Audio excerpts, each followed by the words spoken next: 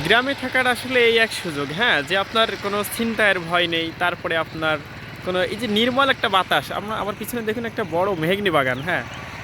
আপনার ছিনতাইয়ের ভয় নাই, তারপর আপনার চুরির ভয় নাই, মারামারির ভয় নাই, মানে এইগুলো আসলে নাই, একদম টেনশন ছাড়া।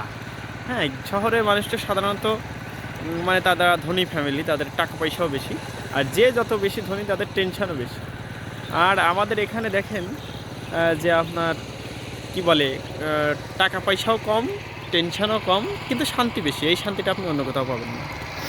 প্রিয় দর্শক, আপনারা আমার সামনে এই যে ড্রেনটা দেখতে পাচ্ছেন, এটা হচ্ছে ইট দিয়ে বাধাই করে দেওয়া হয়েছে।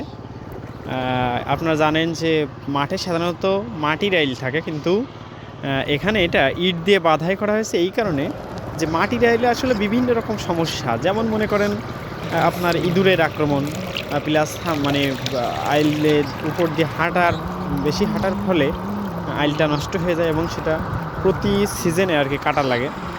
এই যে সমস্যাগুলো, এই সমস্যাগুলো থেকে মূলত মুক্তি পাওয়ার জন্য কিন্তু এই সিস্টেমটা করা। তো এটা করার পরে কি উপকার হয়েছে কি, যে মানুষজন এখন দেখেন এই যে এই পাশে যে আইলটা দেখেন, এখানে আইল কাটার আর কোনো ঝামেলা নেই। এই পাশেরও কিন্তু আইল কাটার কোনো ঝামেলা নেই। এখন আবার মানুষ এর উপর দিয়ে আপনার এক পা দু পা করে হেঁটে হেঁটে মাঠের এই প্রান্ত থেকে ওই প্রান্ত চলে যাচ্ছে নির্দ্বিধায়। সিস্টেমটা দেখেন যে একটা লাইন থেকে আরেকটা লাইনে যেটা পানি না যেতে পারে তার জন্য মাঝখানে যে কাঠ দেওয়া হয়েছে। কাঠ আমি একটুখানি উঁচু করে দেখাই জিনিসটা। দেখেন, এটা ছেড়ে দিলে কিন্তু পানি প্রচুর পরিমাণে যাবে। আমি এটা বন্ধ করে দিলাম।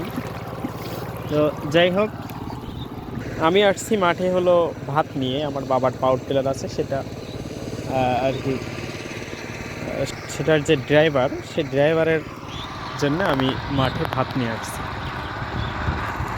তবে একটা বিষয় আপনাদের বলি, এই মাঠে কিন্তু এখনও প্রচণ্ড শীত, মানে প্রচণ্ড বাতাস বইছে। আমার গায়ে আপনি এখনও দেখতে পাচ্ছেন যে কোট আছে, কিন্তু ওই যে আপনার যে ড্রাইভার, ও কিন্তু একদম পুরো কোট একদম গায়ে চাপটে ধরে বসে আছে একদম গাড়ি নিয়ে।